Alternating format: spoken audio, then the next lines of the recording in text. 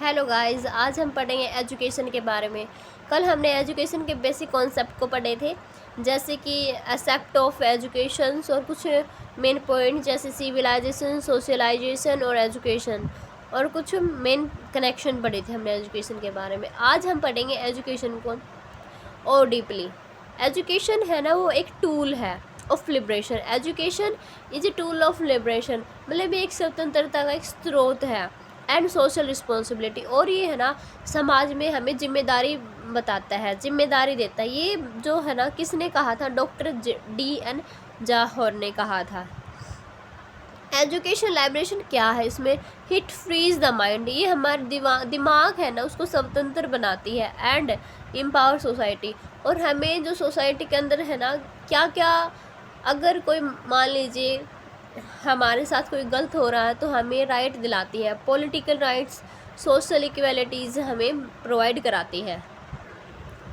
Economic independence हमें स्वतंत्र बनाती है। किससे स्वतंत्र बनाती है? हमारी जो आर्थिक स्थिति है वैसे, जैसे कि हम पढ़ेंगे तो हम कुछ अर्न करेंगे तो हमें हमारा इंडिपेंडेंस मिलेगा, स्वतंत्र होंगे। एजुकेशन प्रोवाइड होती है इससे हमें। ड्यूटी ऑफ टीचर, इसमें टीचर की क्या ड्यूटी होती है कि है ना, टीचर नॉलेज तो दे but prepare student for responsible cities, लेकिन साथ में जो टीचर को है ना, स्टूडेंट रिस्पॉन्सिबल सिटीजन भी बनाना चाहिए। उसकी जो सेप यंग जनरेशन, टीचर को जो यंग जनरेशन है उसको सेप देना चाहिए इनटू डीप अंडरस्टैंडिंग क्लैरिटी। उनको है ना, समझने की क्षमता होनी चाहिए, उनको क्लैरिटी होनी चाहिए और डीप अंडरस्टैंडिंग कर सके वो। एंड सोसाइटी रिस्पॉन्सिबिलिटी, और सोसाइटी को कुछ जिम्मेदारी लेकर समझें, ठीक है। सोशली कमिटेड फ्यूचर सिटीजन, वो है ना, फ्यूचर के लिए थोड़ा गंभीर हो। ऐसा नहीं है कि हमने बस नॉलेज ले ली और फिर बस कुछ नहीं कर रहे हम, हमारी कोई जिम्मेदारी नहीं है। अगर हम कुछ नहीं भी करें तो हमारी समाज के प्रति कुछ जिम्मेदारियां होती हैं। एवरी लर्नर्स, यहाँ पे लर्नर्स किसको कहा है? स्टूडेंट को कहा गया है। तो हर एवरी लर्नर्स कैरी 4 डेब्ट्स, जो बच्चा है, हर जो पढ़ने वाला है वो 4 ऋण लेकर चलता है। एक तो अपने पेरेंट्स का, टीचर्स, सोसाइटी एंड इंस्टीट्यूशन, जिस इंस्टीट्यूशन में वो पढ़ता है, समाज, और जो टीचर है, अध्यापक है वो, और उसके मतलब वो पेरेंट्स, ठीक है। Education follow cycle, education cycle क्या फॉलो करती है? जैसे कि वो लर्न करता है, पहले सीखता है, फिर क्या है, वो अर्न करता है। जो मैंने जो स्किल सीखी है मैं उससे अर्न करना चाहूँगी, और फिर वो रिटर्न होता है, ठीक है। एजुकेशन फिलोसफीज़, अब फिलोसफी का मतलब होता है कि सोचने के तरीके, अलग अलग सोचने के तरीके, ठीक है। और फिलोसफीज होते हैं अलग अलग विचारधारा। मान लो कि एजुकेशन को लेकर के अलग अलग विचारधाराएं हैं। जैसे एजुकेशन, नेल्सन मंडेला ने कहा था कि education can change the world, education है ना, वो संसार को बदल सकती है। वैसे ही अलग अलग फिलोसफीज ने अलग अलग विचारधाराएं बताई गई है।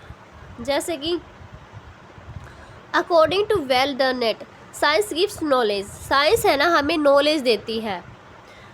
फिलोसफीज गिव्स विजडम, लेकिन जो फिलोसफी है ना हमें वो आज़ादी देगी। It help develop our values and make wise decision, ये हमें अपने जो वैल्यूज हैं उसको डेवलपमेंट कराए, और जो हम डिसीजन लेने में सही डिसीजन ले पाएंगे। अगर हमें फिलोसफी, हमारी विचारधाराएं अलग अलग होंगी, हम सोच समझ कर काम करेंगे तो होता ही है कि हमें डिसीजन भी एक अच्छा ही डिसीजन लेंगे। एंशिएंट भारतीय सिस्टम, पहले भारतीय सिस्टम में क्या होता था? जो गुरुकुल होते थे, गुरु शिक्षा कल्चर होता था। रोट मेमोराइजेशन क्या होता है? जो छोटे बच्चे हैं ना, रट रट के याद करते हैं, वो होता था। एकेडमिक और राइगर, मतलब कड़ी मेहनत भी होती थी वहाँ पे। एंड डिसिप्लिन, और अनुशासन के साथ भी काम करना होता था। Produced best way of life and agriculture, ये क्या कराती थी कि हमें लाइफ का, एक जीवन का बहुत ही अच्छा रास्ता देती थी, और आर्किटेक्चर भी देती थी कि मतलब हमें आगे क्या करना है, क्या कुछ नहीं। वेस्टर्न एजुकेशन में फ्लेक्सिबल, स्टूडेंट है ना फ्लेक्सिबल होने लगे। डेवलप प्रॉब्लम सॉल्विंग स्किल, और प्रॉब्लम सॉल्विंग स्किल ज़्यादा इसमें होने लगी, जैसे कि रीजनिंग, मैथमेटिक्स, इनको यूज करके प्रॉब्लम सॉल्विंग स्किल ज़्यादा यूज होने लग गई। एंशिएंट एजुकेशन, जो एंशिएंट, जो पहले जो एजुकेशन होती थी वो लिटरेचर और मैथमेटिक्स और फिलोसफीज़ के ऊपर होती थी। Greek thinker Plato, Aristotle and Socrates. Trivium मतलब इसमें क्या होता था, ग्रामर, लॉजिक। रेहोट्रिक होती है बोलने की कला, हम किसको कैसे बोलते हैं, हमारी बोलने की कला क्या है। और क्वाड्रेटियम मतलब उसमें आता है arithmetic, geometric, music and astronomy. Develop higher reasoning, ये हमें क्या कराती है, हायर रीजनिंग डेवलप कराती है और साइंटिफिक अंडरस्टैंडिंग प्रोवाइड कराती है। और ट्रिवियम हमें प्रोवाइड कराती है क्लियर थिंकिंग और कम्युनिकेशन हमें प्रोवाइड कराती है। लेकिन गाइस इंडियन सिस्टम में हमें क्या देखने को मिलता है, वेदास, उपनिषद, गीता, होलिस्टिक लर्निंग, हमें होलिस्टिक लर्निंग ज़्यादा देखने को मिलती है। सो गाइस मैं आपको कल डेविड कैल्प मॉडल कराऊंगी। इस मॉडल के अंदर ये बहुत ही इम्पोर्टेंट मॉडल बताया जाता है नेट जेआरएफ के अंदर।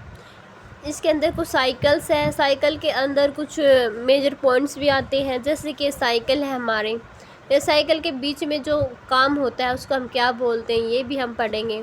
मैंने फुल नोट्स बनाए हुए हैं, मैं आपको प्रोवाइड कराऊंगी, साथ ही साथ आपको क्वेश्चन भी कराएंगे। कराने से पहले मैं आपको ओवरव्यू देना चाहती हूँ नोट्स के। जैसे कि मैंने साइकिल बनाई हुई है कम्प्लीटली, साइकिल के अंदर जो पॉइंट्स है बीच में, ये पॉइंट ये अलग से समझाएंगे हम इनको, और फिर इनके बेनिफिट्स क्या है, इनकी साइकिल काम कैसे करती है या कैसे कुछ होता है, ये देखेंगे। और फिर हम इसके ऊपर क्वेश्चंस आंसर देखें। मैंने स्टेप बाय स्टेप जो क्वेश्चन आंसर है और फिर जो स्टेप बाय स्टेप टॉपिक है वो बना रखे हैं। तो अगर आप मेरे साथ से जुड़ना चाहते हैं तो please subscribe my channel and like my channel. Thank you.